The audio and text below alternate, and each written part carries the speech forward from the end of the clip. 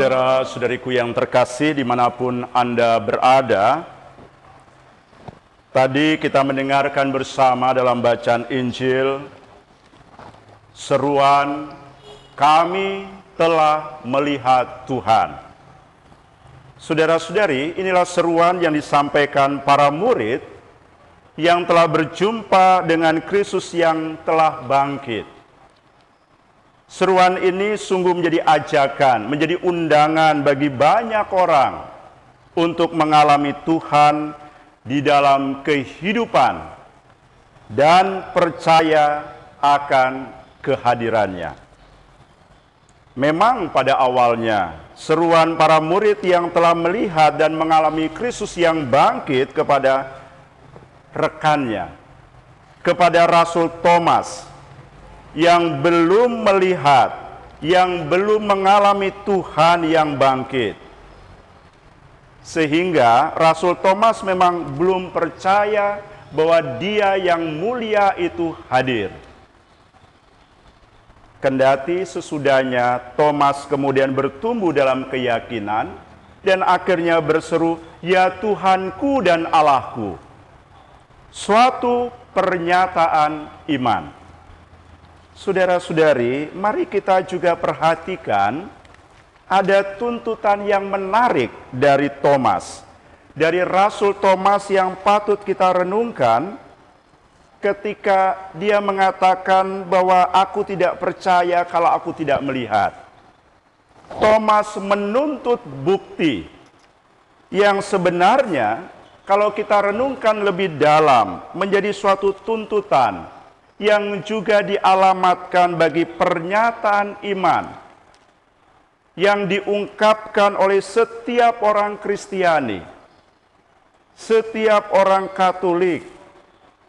Suatu pernyataan iman yang harus terrealisasi di dalam kehidupan.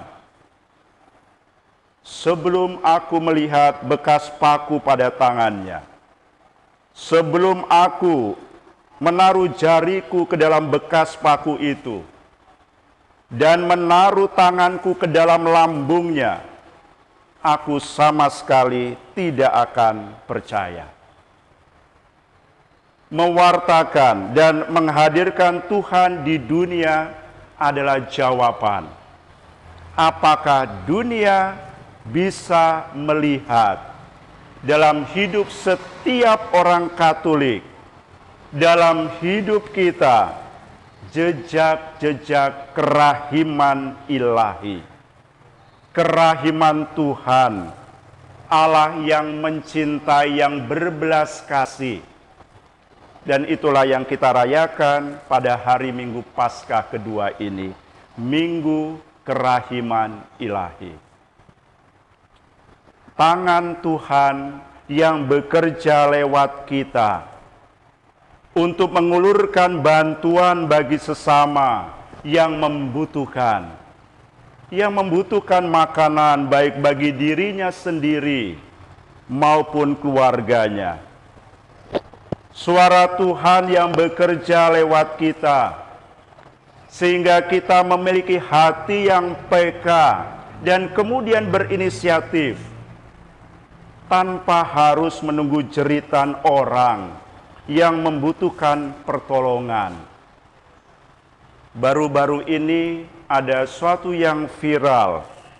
Artinya jangan sampai ada terulang kembali yang sama di tempat lain. Suatu tragedi kehidupan yang viral baru-baru ini. Pada saat wabah COVID-19 ini, bahwa ada seorang ayah yang berkeliling untuk menjual HP-nya yang sudah agak rusak dengan harga Rp10.000 demi membeli beras 1 kilo untuk anak-anaknya yang menantinya yang belum makan. Suatu tragedi kemanusiaan yang ada tidak jauh dari kita. Rasul Thomas pun ingin melihat, saudara-saudari, tangan dan lambung Yesus yang terluka. Sebagai simbol kita yang rela, yang tidak takut untuk terluka, yang tidak takut menderita pada saat misalnya ketika Anda taat untuk tinggal di rumah saja, walaupun bisa membosankan, namun rela dilakukan demi keselamatan anggota keluarga lainnya untuk banyak orang. Bukan sikap individualistis, tetapi sebagai tanda justru kepedulian kita bagi orang-orang di sekitar kita. Bertumbuh dalam disiplin diri, juga mentaati himbauan pemerintah dalam suasana wabah corona yang tidak bisa dianggap remeh. Luka yang dilihat oleh Rasul Thomas adalah juga simbol kesediaan kita yang rela, yang tidak takut untuk terluka, menderita.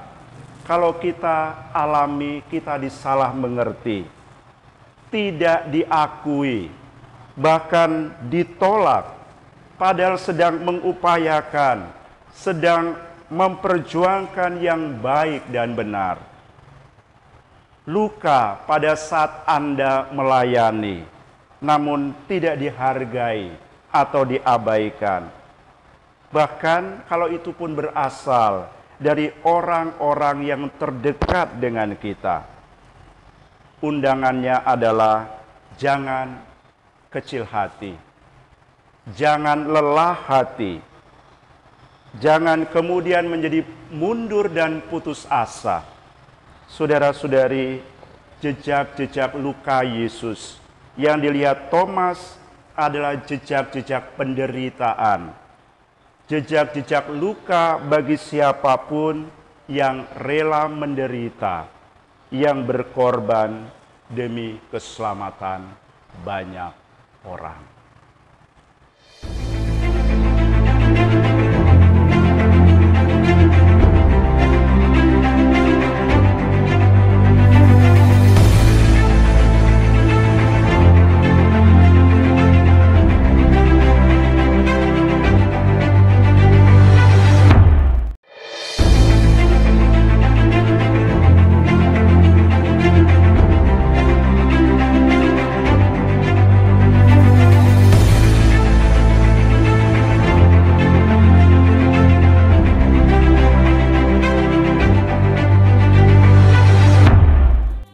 Saudara-saudariku yang dikasihi oleh Tuhan, Gereja Katolik Paroki Santo Yosef Tanjung Balai Karimun, Provinsi Kepulauan Riau, Kuskupan Pangkal Pinang adalah gereja Katolik yang sejak tahun 1935 belum pernah direnovasi total.